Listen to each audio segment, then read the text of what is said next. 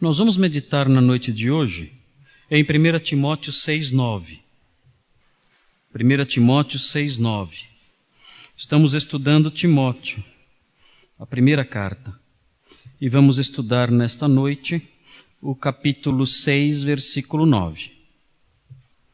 Os que querem ficar ricos caem em tentação, em armadilhas e em muitos desejos descontrolados e nocivos, que levam os homens a mergulharem na ruína e na destruição. Nós estamos estudando a primeira carta de Paulo a Timóteo já há vários meses. E nós fizemos uma exposição na última vez que estudamos a carta de Timóteo. Nós trabalhamos com esses versículos anteriores que falam sobre o amor do dinheiro. O texto de Paulo introduz o assunto ao falar que os falsos mestres julgavam que a piedade, ou seja, a religião, o cristianismo, a prática do cristianismo, é fonte de lucro. Isso está no versículo 5. E ao introduzir o assunto lucro, o apóstolo Paulo começa a falar sobre uma visão que o crente deve ter, a visão que o crente deve ter acerca dos bens materiais. Nós não podemos viver sem os bens materiais. Eles estão ao nosso redor, sobre nós, nos cobrindo, nos envolvendo, e sem eles nós não vivemos. Mas nós precisamos de uma visão cristã acerca desse assunto. Na Bíblia, nenhuma área crucial, fundamental da existência humana neste mundo fica descoberta. E esse campo é um campo muito importante. Como nós devemos nos relacionar com os bens materiais? Porque a nossa espiritualidade é medida também pela visão que nós temos dos bens desta vida. Nós temos que lembrar que os bens desta vida não estão aqui para que sejam os nossos deuses, para que sejam a razão da nossa vida. Não. Eles estão aqui para nos possibilitar a existência neste mundo. São dádivas da graça e da bondade de Deus e não podem tomar lugar do próprio Deus. Ao mencionar que alguns falsos mestres consideravam a piedade fonte de lucro, o apóstolo Paulo diz no versículo 6, de fato a piedade com contentamento é grande fonte de lucro. O apóstolo Paulo então introduz aqui uma atitude que deve permear o coração do crente em face da sua situação material neste mundo. O apóstolo Paulo ensina que eu devo viver o meu cristianismo, a minha vida com Deus com contentamento. A minha espiritualidade, a minha fé, a minha conduta diante de Deus deve ser marcada pelo contentamento com as coisas que eu tenho. Eu não posso ser um murmurador, eu não posso ser alguém cobiçoso de coisas maiores, eu não posso ser um escravo dos meus desejos materiais, não. Eu tenho que olhar para as coisas que Deus me concede e eu devo nutrir contentamento em meu coração. Isso não significa que eu não posso trabalhar para melhorar de vida. Todos nós, se pudermos melhorar de vida, podemos fazer isso. Mas nós não podemos transformar essa luta num desejo intenso, cobiçoso e escravizador. Não. Se eu posso mudar de emprego e ganhar mais, se eu posso melhorar o meu estabelecimento e vender mais, se eu posso usar de estratégias lícitas para aumentar a minha renda, eu devo fazer isso sem problema nenhum. O que eu não posso fazer é colocar como razão da minha vida, de forma que isso me escravize, isso tire a minha paz, isso me roube da minha família, isso me roube da minha igreja, fazer com que a melhora de vida, o progresso financeiro, a prosperidade material seja tudo para mim. E eu me torne alguém cobiçoso, eu me torne alguém triste, eu me torne alguém amargo, tendo como razão da vida apenas ganhar mais dinheiro. Isso é errado, isso é pecado. O apóstolo Paulo ensina que a piedade deve ser marcada por contentamento. Ele diz no versículo 7, pois nada trouxemos para este mundo e dele nada podemos levar, ensinando que não podemos ter um apego muito intenso a essas coisas que nós temos. Por isso, versículo 8, tendo o que comer e com que vestir-nos, estejamos com isso satisfeitos. O apóstolo Paulo ensina que é muito pouco aquilo de que nós precisamos para ficar contentes. Basta termos sustento, alimento e roupas. Ele diz que isso é o suficiente para dizermos muito obrigado, para vermos vidas cheias de satisfação, cheias de entusiasmo, de alegria, bastando isso para nós, o que comermos e com que nos cobrirmos. Não precisamos de mais nada aqui. Se nós pudermos ter algo mais, amém por isso, louvamos a Deus e poderemos até trabalhar para ter algo mais.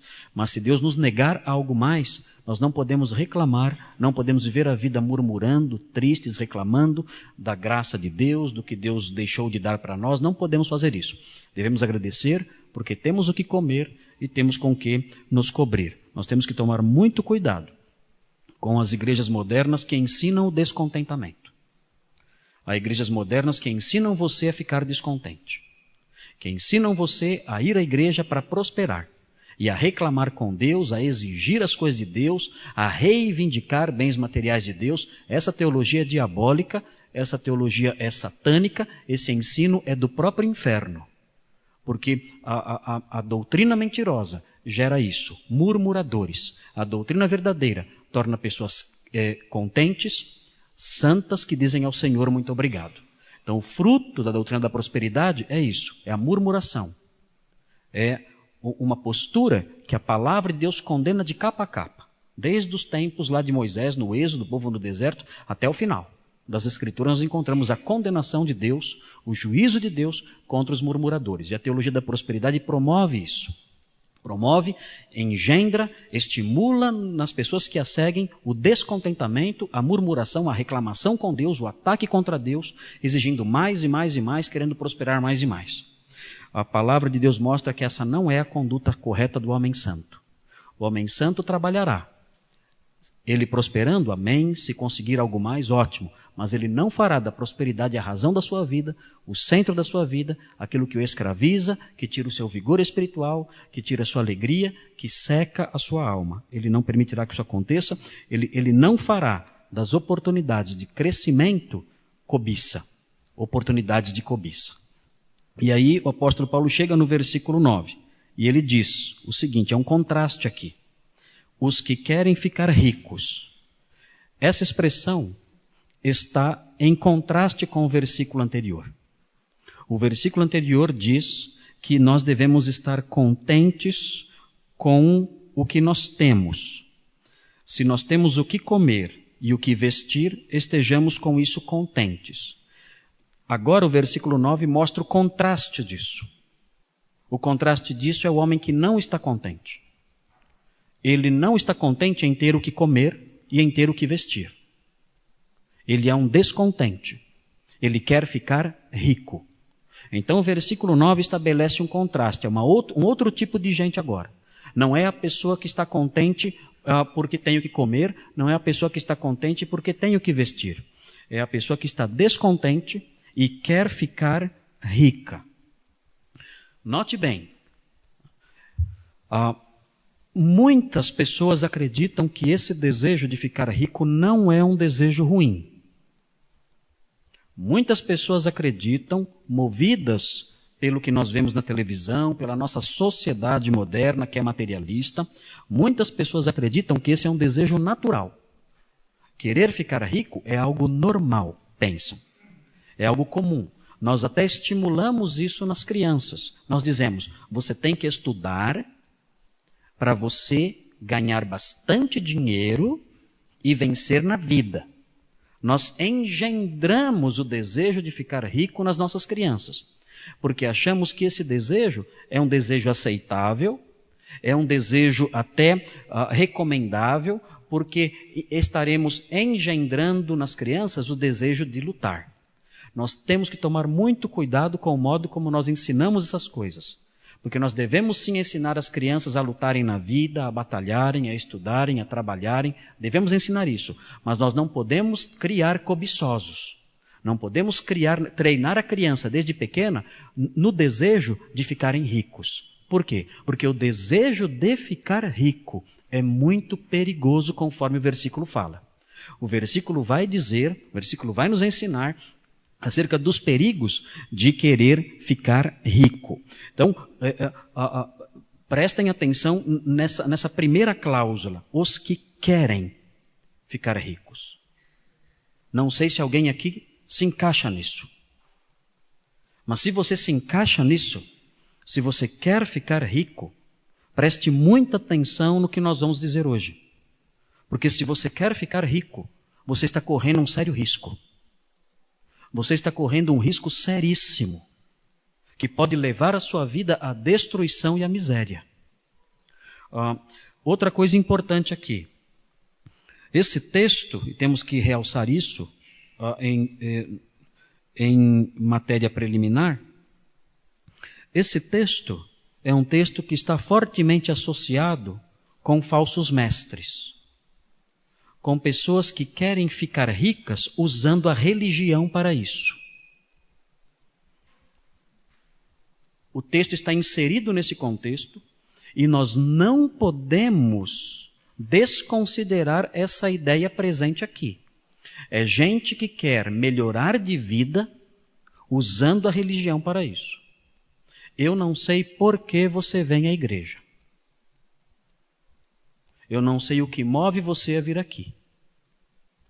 Mas se você vem à igreja desejando melhorar de vida materialmente, você se encaixa nesse grupo de pessoas que correm sério risco aqui.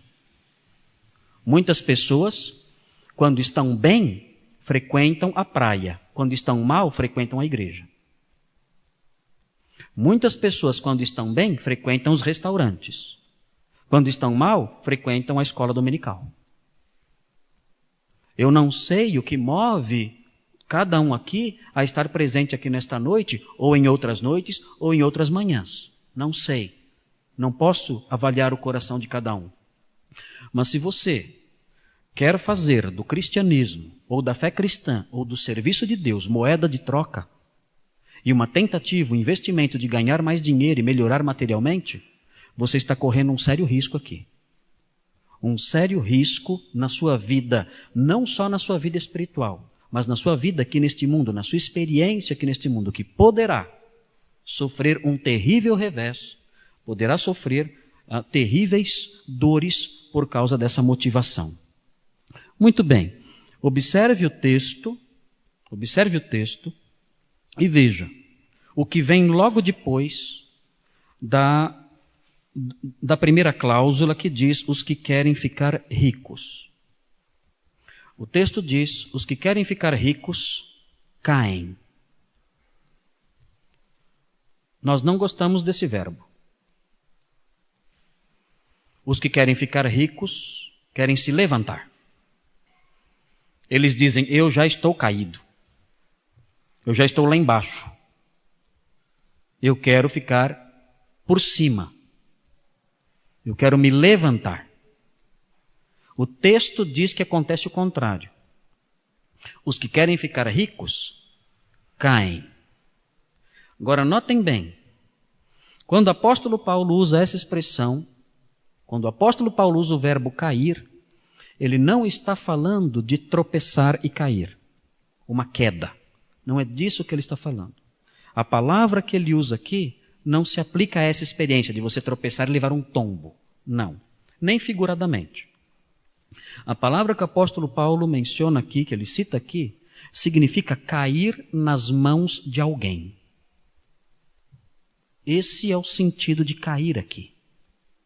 Os que querem ficar ricos caem nas mãos de alguém. É a ideia presente na frase cair nas mãos de ladrões, por exemplo. Você fica sob o domínio dos ladrões. Cair nas mãos de agiotas, por exemplo. Você fica nas mãos de agiotas. Cair nas mãos de pessoas más. Você fica nas mãos de pessoas más. Essa é a ideia presente aqui.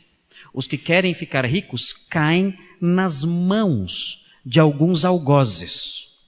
Os que querem ficar ricos acabam sendo dominados por alguns algozes, por alguns elementos, alguns fatores que são ameaçadores e torturadores. E é disso que o texto fala aqui. Então notem bem, o texto é um texto de alerta.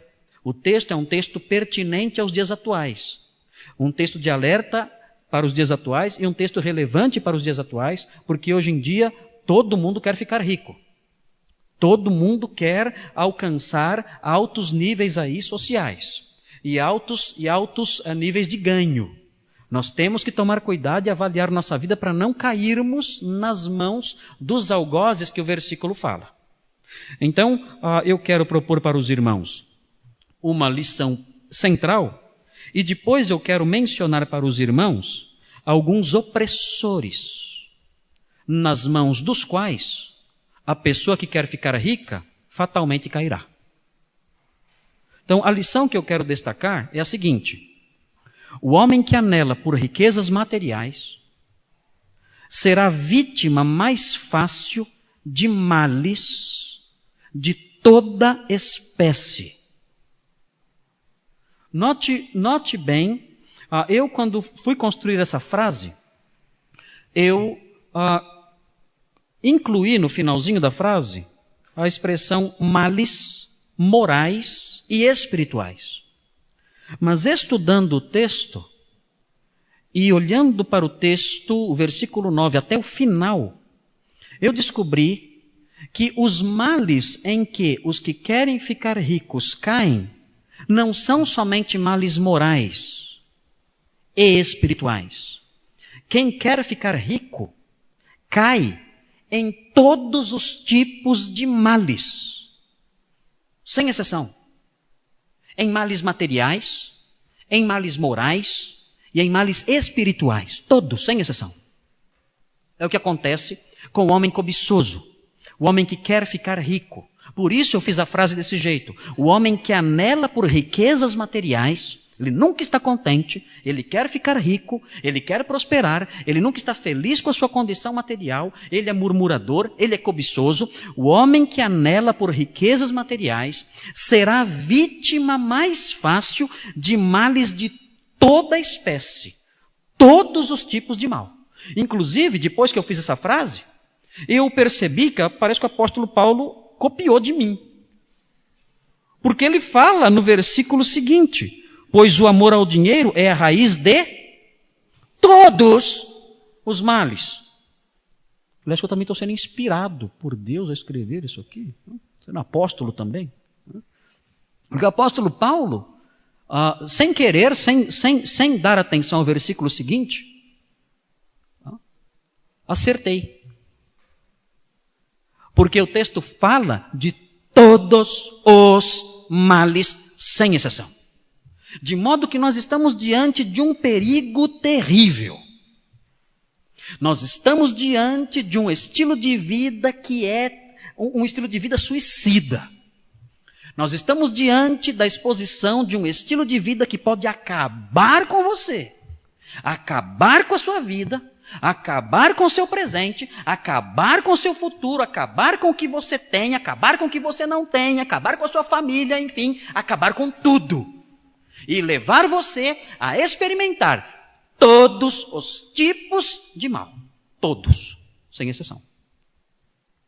Não é um versículo de brincadeira, como nenhum é. Mas esse deve nos assustar. Nós temos que desenvolver no nosso coração uma postura diferente em relação às coisas que nós temos. Nós não podemos acolher e nos alimentar daquele desejo constante que o mundo tenta colocar goela abaixo, de querer mais e mais e mais e de nunca estarmos contentes. Essa visão de mundo, essa visão da vida, que tenta nos tornar descontentes todo o tempo, sem parar, nós temos que virar as costas para isso e abandonar isso de uma vez por todas. Nós temos que parar de ver uma coisa na TV e dizer, eu quero isso agora. No mês que vem surge algo novo, eu quero isso agora.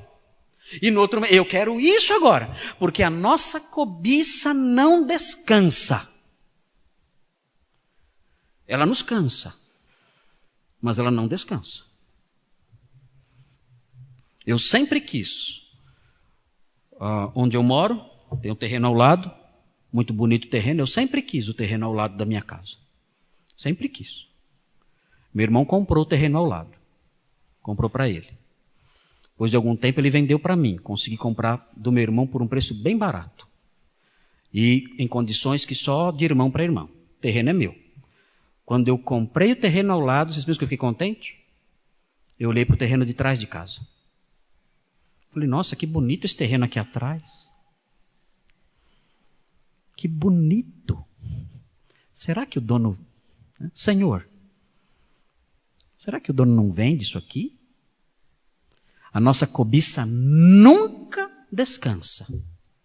E ela nos cansa. Ela vai minando o nosso vigor espiritual. Tirando a nossa paz. Vai criando uma agonia em nós. E faz com que nós sejamos expostos a todo tipo, a toda espécie de mal. Os irmãos vão olhar comigo o versículo. É muito fácil acompanhar o que será exposto. E os irmãos vão detectar, juntos comigo, 3 opressores. Há 3 opressores nesse versículo. Esses 3 opressores são os opressores que podem, nas mãos dos quais você pode cair. E caindo nas mãos desses opressores, eles podem destruir a sua vida. E você cairá nas mãos desses 3 opressores se você quiser ficar rico. Se você anelar por ficar rico e fazer disso a razão da sua vida, vocês que são jovens, vocês que são adolescentes, se estão aí pensando, eu vou fazer faculdade para ganhar muito dinheiro, eu vou ser um grande milionário, eu vou ser um grande empresário. Se você está direcionando a sua vida nesse sentido, querendo ficar rico e alimentando isso no seu coração desde já, querendo ter mais e mais e mais. Ah, meu pai tem um Fusquinha, mas eu vou ter um Corolla. Ah, meu pai tem uma lojinha, mas eu vou ter um Carrefour. Comigo vai ser diferente, eu vou enriquecer, eu vou ter muito dinheiro. Se você está nutrindo essas coisas no seu coração, cuidado. Porque você está na lista daqueles que querem ficar ricos. E aqueles que querem ficar ricos caem nas mãos de algozes perigosos e cruéis. Há 3 algozes aqui. Há 3 opressores aqui. E nós vamos olhar para cada um deles. Veja o primeiro. O texto diz assim, no versículo 9, os que querem ficar ricos caem. Primeiro, em tentação. Esse é o primeiro algoz. Esse é o primeiro opressor. Esse é o primeiro dominador. O que é a tentação? O que é tentação? Tentação é um convite. Tentação é um apelo, é um convite para você. E que tipo de convite é? É um convite ao pecado. Isso é a tentação. As pessoas que querem ficar ricas, elas estão sempre diante de um convite para a prática do mal, sempre. Isso é mais frequente na vida delas. As tentações, elas são comuns na nossa vida. Não é pecado você ser tentado. Mas os que querem ficar ricos, eles abrem mais a porta para a tentação. Eles abrem mais a porta, eles dão mais oportunidade para que convites perigosos e malignos sejam feitos. De modo que eles estão sempre diante desses convites. Eles estão sempre diante desses apelos. Eles estão sempre sendo chamados, venha praticar o mal, venha. E eles se sentem impulsionados, chamados, convidados para ir naquela direção perniciosa, perigosa, visando adquirir mais riquezas. Mas note, a tentação não é só um convite. A tentação não é só um convite para o mal. A tentação é também uma prova. A tentação é uma prova de quem eu sou. Ela é um teste. A tentação é um teste da minha integridade. A tentação é isso também. Diante dela, eu estou diante da pergunta, quem eu sou? Eu sou um homem íntegro e firme ou não? A tentação é isso também. E quando nós somos tentados continuamente, como acontece com o homem que quer ficar rico, Nós nos sentimos oprimidos como alguém que cai nas mãos de outra pessoa. Por quê? Porque as provas nos deixam oprimidos. Ser provado nos oprime. Os estudantes sabem disso. Quem estuda sabe disso. Imagine um estudante que tem a prova todo dia. Como ele vai viver? Já pensou? Eu vejo em casa as minhas filhas, elas têm provas, eventualmente, e eu vejo o que acontece com elas quando elas têm prova. Choram, não dormem de noite, ficam apavoradas, a tranquilidade vai embora, aquela opressão contínua. Por quê? Estão sendo provadas. É o teste. O teste produz isso na pessoa, essa pressão sobre ela. O texto fala que os que querem ficar ricos abrem a porta para isso, para serem tentados, testados, provados com maior frequência. Caem nas mãos da tentação. A tentação, as tentações como um grupo de ladrões, arrebatam essa pessoa e oprimem essa pessoa continuamente. Ela não tem mais alegria, ela não tem mais paz, ela não tem mais entusiasmo, ela caiu nas mãos de algozes terríveis, de tentações cruéis, que tiram a sua paz porque a provam, e tiram a sua paz porque a convidam para o mal, e tiram a sua paz porque a conduzem para o mal. Notem, onde isso começou? Onde começou essa abertura da porta para o convite, para o apelo? Onde isso começou? Começou no coração da pessoa. O desejo de ficar rico. Ele olhou para suas coisas e disse, não estou contente. Ele tinha comida e tinha roupa. E disse, não, isso é pouco para mim. Não. Comida e roupa? Não. Eu preciso de mais. Eu não vou aceitar essa situação. Eu não vou aceitar permanecer assim. Eu quero mais, vou buscar mais e não vou descansar enquanto não tiver mais. A razão da minha vida será essa, buscar mais. E ao fazer isso, ao desenvolver esse descontentamento, ele abriu a porta para a tentação que o dominou, que entrou como um bando de ladrões, as diversas tentações, e ele caiu nas mãos dessas tentações, que agora o oprimem e o conduzem. Quem consegue viver assim? É essa a vida? É essa a vida que o Senhor Jesus conquistou para nós na cruz? É essa a vida.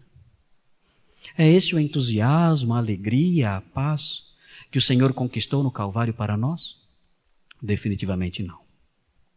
De modo que o desejo da cobiça destrói até mesmo a paz que o Senhor conquistou para nós naquela cruz.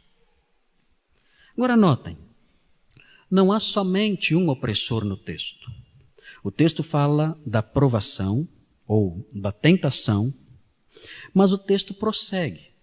O texto fala o seguinte, os que querem ficar ricos caem em tentação, e aí vem o segundo opressor, e em armadilhas.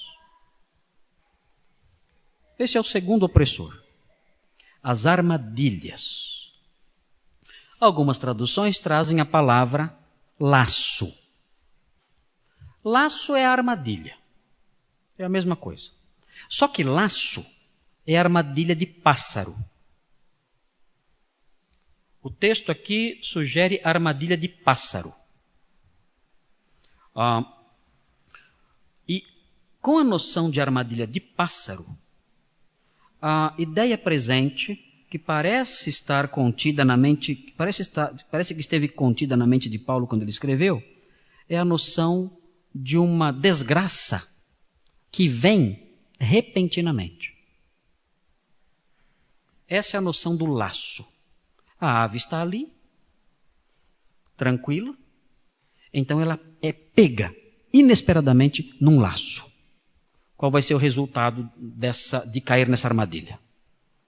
Qual será o resultado? Morte, prisão, é o que vai acontecer.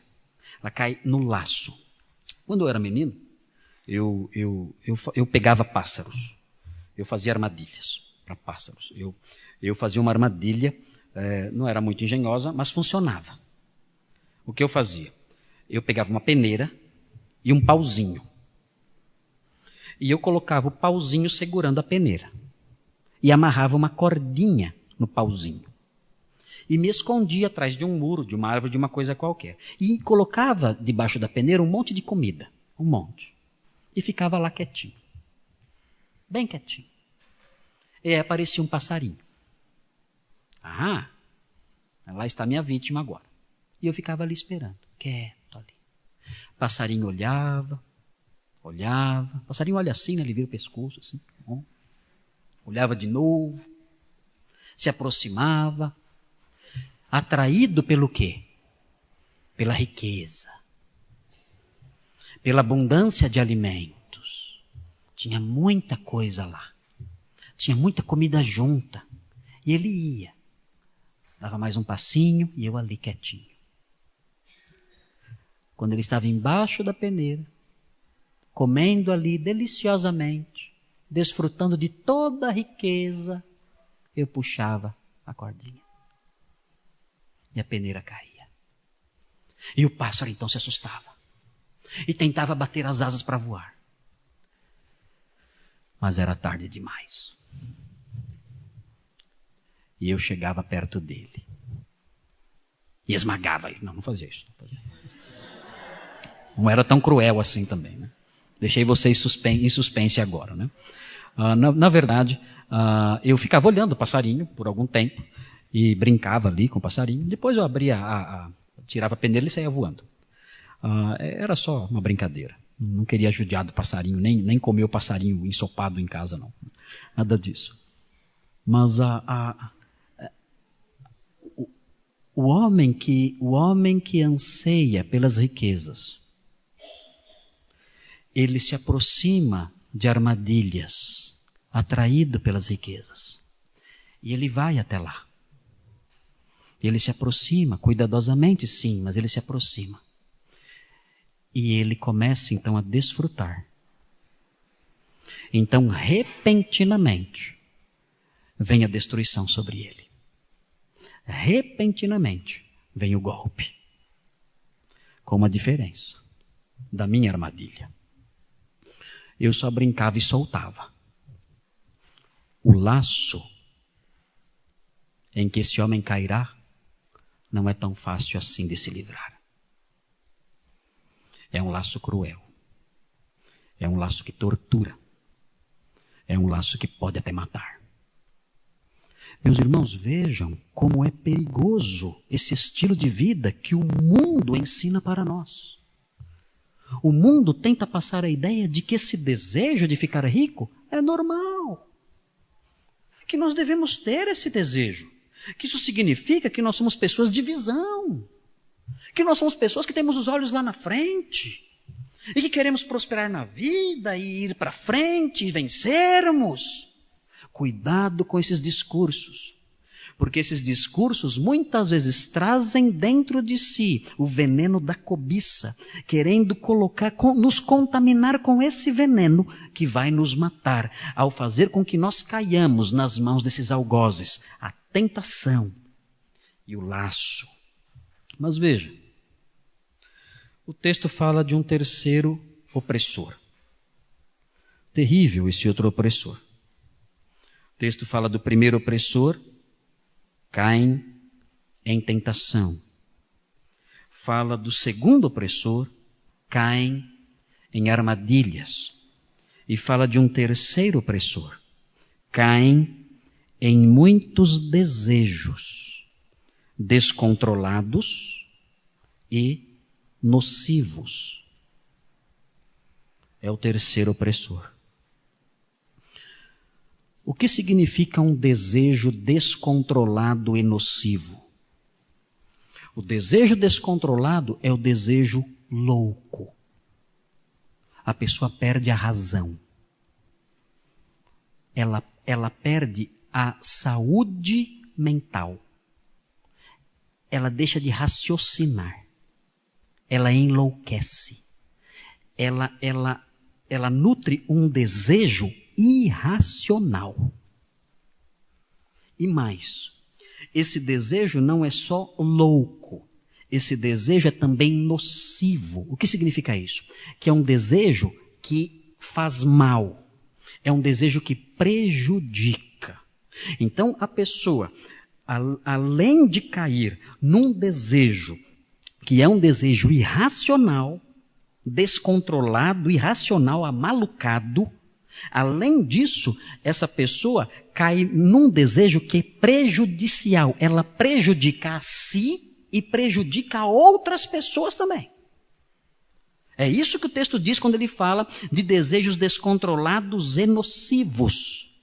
Eu creio que existe um exemplo disso na palavra de Deus no livro de Atos. Eu quero que os irmãos observem. Volte a Bíblia um pouquinho para o livro de Atos, Atos 16.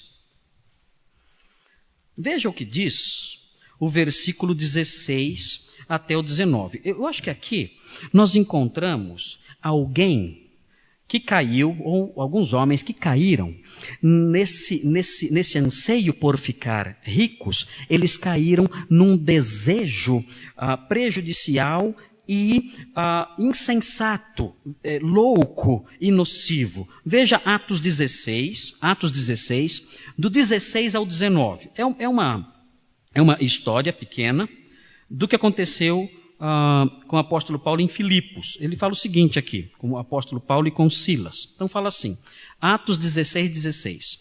Certo dia, indo nós para o lugar de oração, encontramos uma escrava que tinha um espírito pelo qual predizia o futuro. Cuidado, quem prediz o futuro nem sempre é Deus, hein? Cuidado aí, um parêntese aqui. Tem muita gente que acredita que porque alguém predisse o futuro, isso é de Deus. Cuidado, porque nem sempre é assim. Veja, ela ganhava muito dinheiro para os seus senhores com adivinhações. Olha só, essa escrava era possuída por um demônio, ela fazia adivinhações, adivinhava o futuro, e com isso ela ganhava muito dinheiro para os donos dela, para os senhores dela. 17. Essa moça seguia a Paulo e a nós, gritando. Vamos ver o que ela gritava?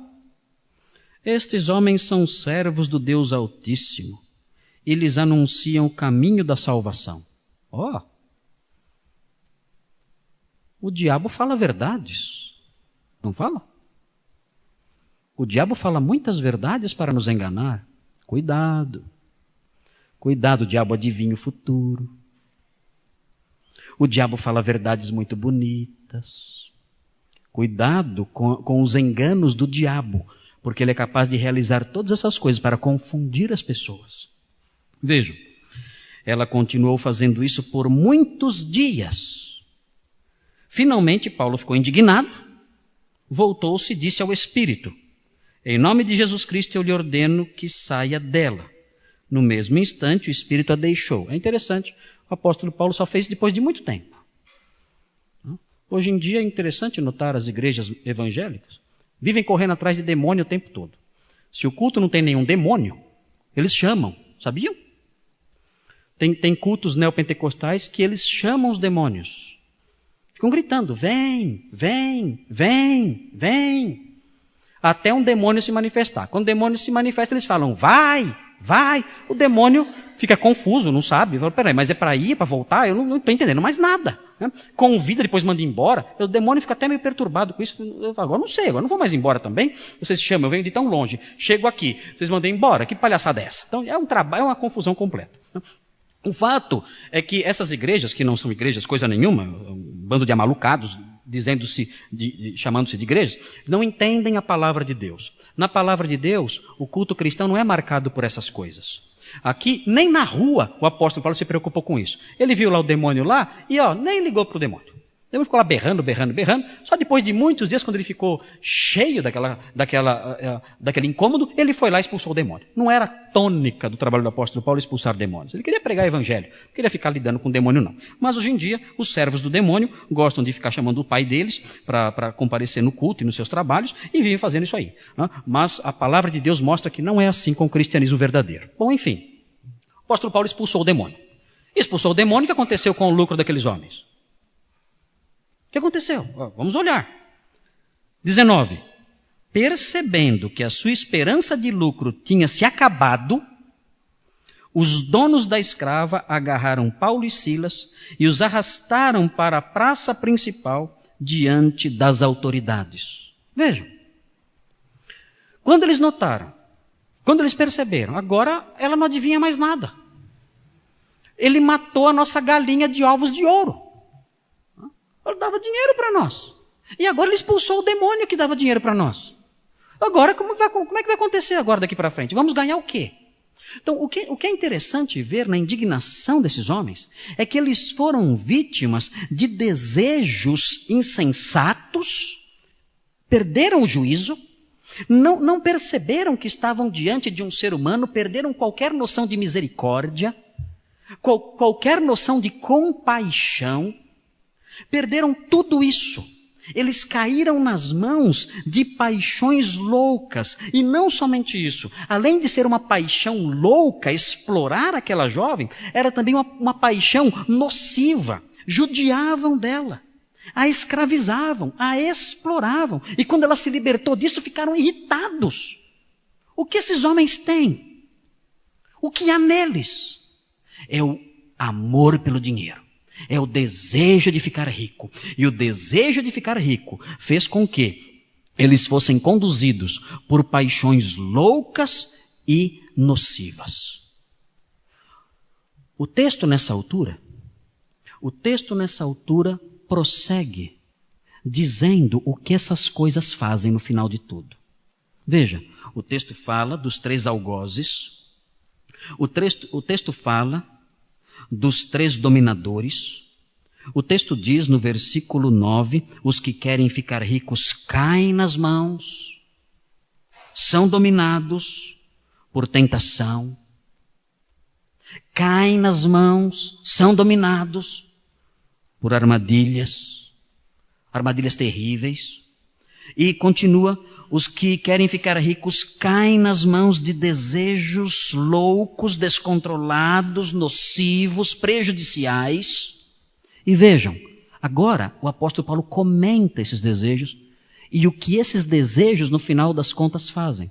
Note bem, presta atenção. Esses desejos levam os homens a... Qual é o verbo que aparece aí?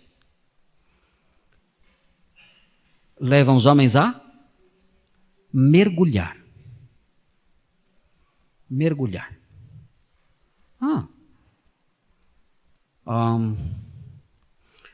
É interessante. Nós, quando estamos mal financeiramente, nós dizemos, eu estou no fundo. Eu estou no fundo.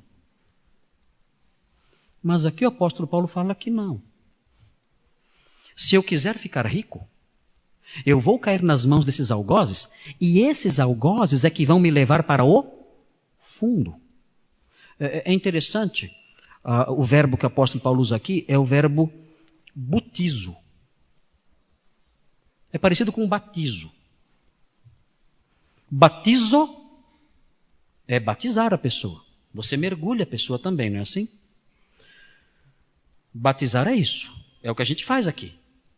A gente pega uma pessoa e mergulha. Butizo é parecido com isso. Butizo é parecido com batizo. Só que no batizo, eu mergulho e trago de volta. No butizo, não. No butizo, eu não mergulho. Eu afundo a pessoa. Eu afundo. Eu faço ela naufragar. É diferente. Os que querem ficar ricos, enfrentando esses 3 algozes que se aproximam dele, que se afiguram diante dele e que o atacam, essa pessoa, nesse desejo, enfrentando essas coisas, essa pessoa é afundada. Ela naufraga num oceano terrível. Ela que estava tentando sair do fundo, vai para o fundo. Ela que estava tentando respirar, é afogada, mergulhada. E notem bem, o texto prossegue dizendo o seguinte: vejam o oceano em que ela é mergulhada. Ela é mergulhada na ruína e na destruição. O que significam essas palavras? Ruína é destruição mesmo. Ela vê a sua vida ser destruída. E destruição, que aparece aqui, é perda. Ela se vê perdendo tudo. É isso. Ela se vê mergulhada num oceano em que ela vê tudo ser destruído. E ela se vê perdendo tudo. Ela quis ficar rica para construir. O que ela vê é destruição. Ela quis ficar rica para ganhar. E o que ela vê é perda. O mundo a enganou. Fique rico. Tente ficar rico para construir. Tente ficar rico para ganhar. E o homem então enfrenta isso. Sai na busca disso. E em vez de construir, destrói. E em vez de ganhar, perde.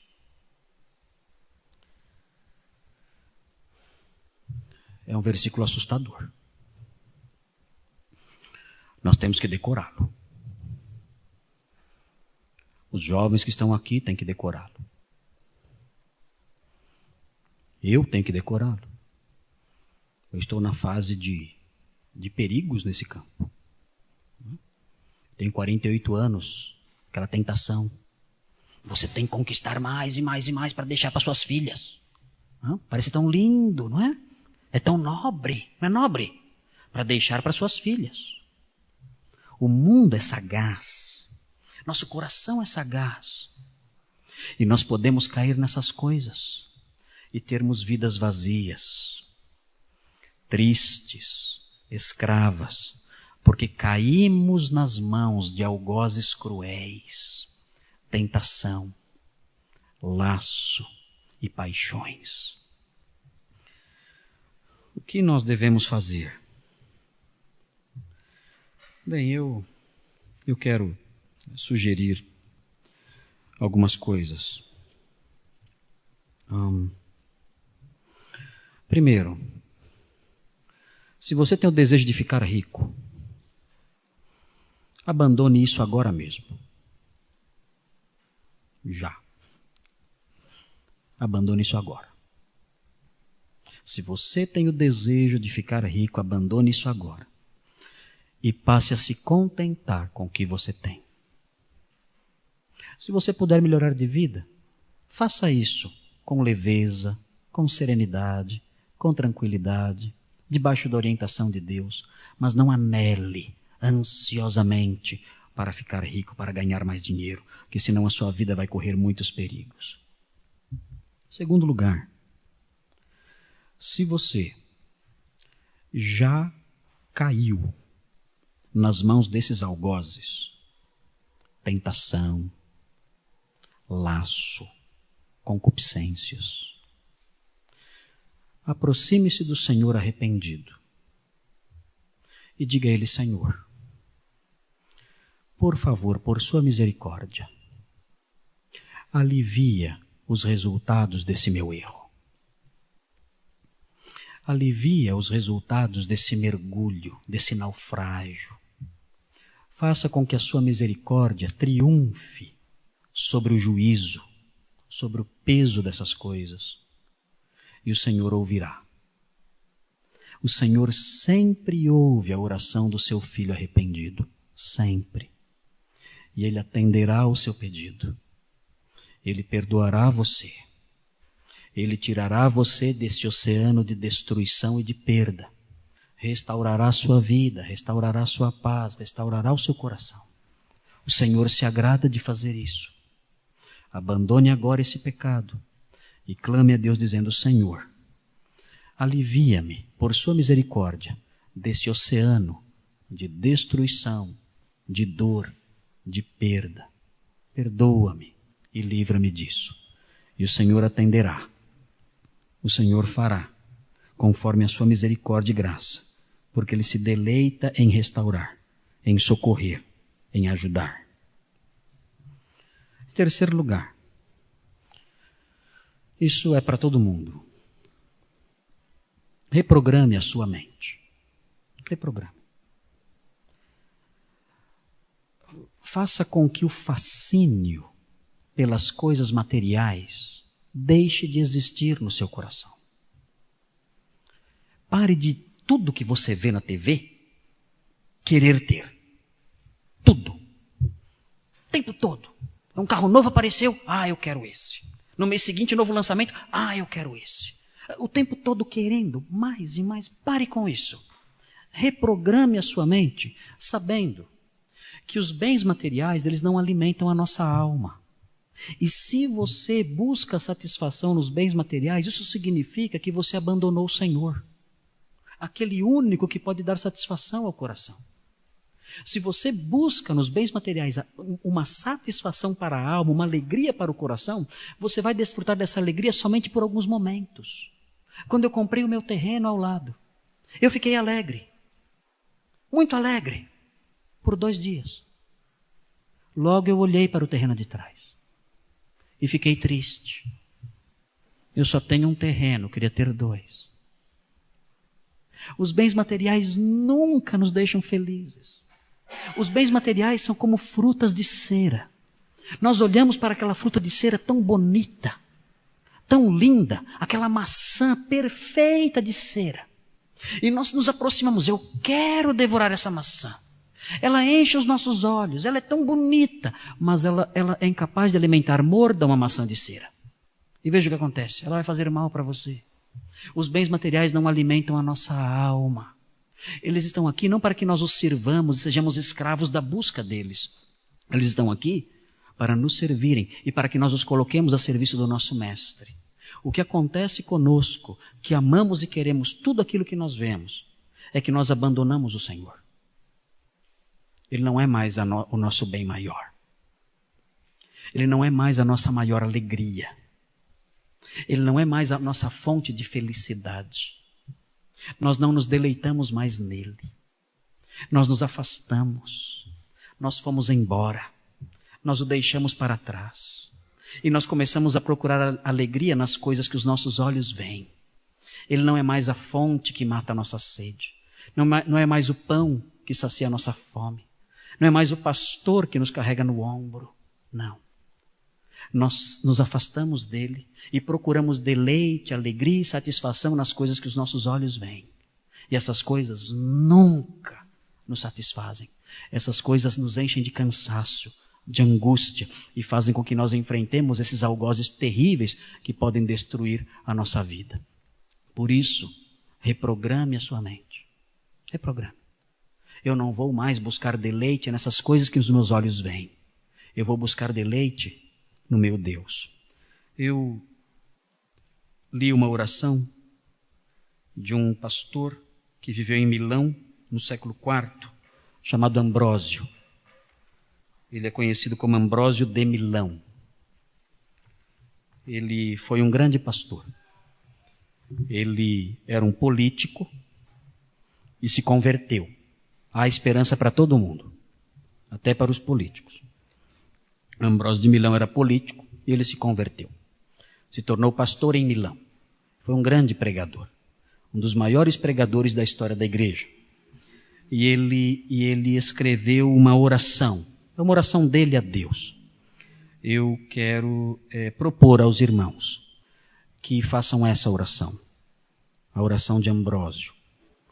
os irmãos que têm o coração nas coisas daqui, os irmãos que há muito abandonaram o Senhor como a fonte da nossa alegria, abandonaram o Senhor como fonte do nosso deleite e estão buscando alegria em outras coisas, talvez buscando alegria em outras pessoas, se afastaram do manancial, se afastaram da fonte viva, se afastaram do pão da vida, do Supremo Pastor bondoso, que nos cura, que nos carrega, que nos conduz. É para essas pessoas que eu quero ler essa oração. Na súplica paralela de que você faça dessa súplica a sua. A súplica de Ambrósio é assim: vem, pois, Senhor Jesus, olhar teu servo, buscar a ovelha cansada. Vem, ó pastor, e procura-me, como José procurou seus irmãos. Tua ovelha desgarrou, enquanto tu habitavas nas montanhas.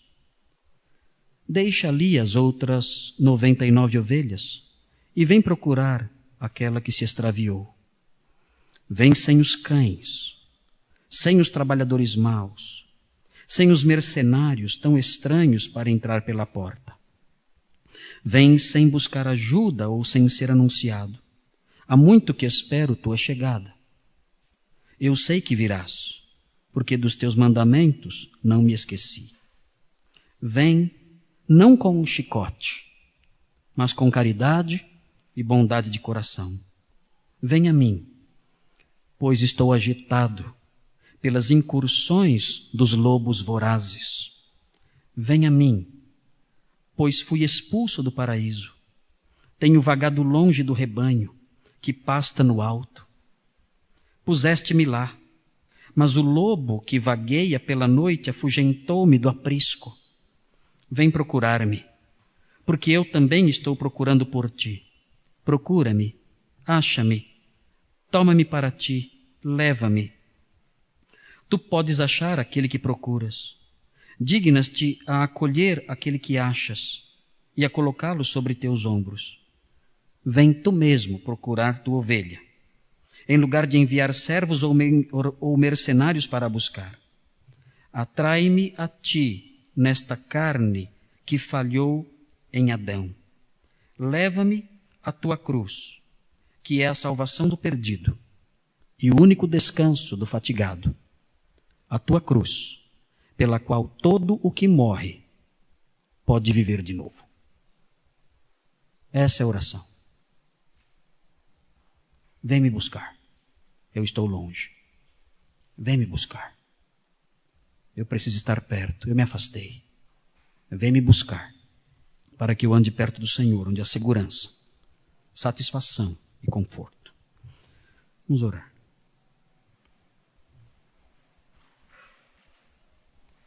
Santo Deus, há tantos perigos ao nosso redor. A sua palavra nos alerta sempre, mas nós muitas vezes nos afastamos e somos atormentados com muitas dores. Santo Deus, a sua palavra nos ensina e nós queremos acolhê-la e recebê-la, porque ela é vida para nós. Por isso, suplicamos por todos nós. Nós, tua igreja, suplicamos, pedindo que o Senhor nos livre do desejo das riquezas, que pode nos levar para o abismo.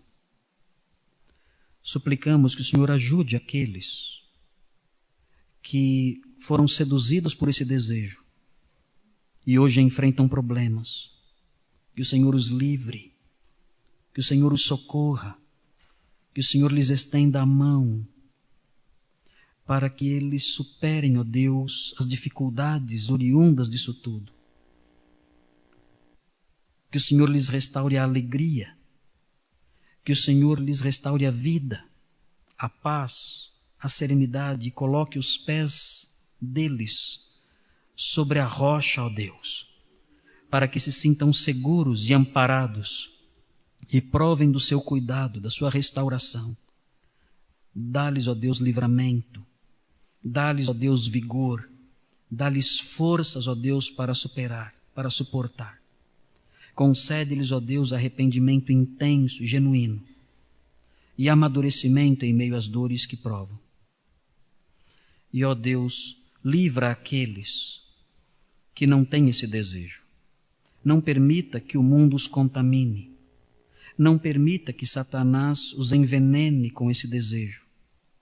Não permita que eles desviem os olhos do Senhor, fonte de toda alegria e satisfação, e passem a buscar nos bens desta vida a alegria do viver. Não. Que eles se voltem sempre para o Senhor, única fonte de felicidade. Que se deleitem no Senhor, na sua cruz. Que se deleitem na sua palavra.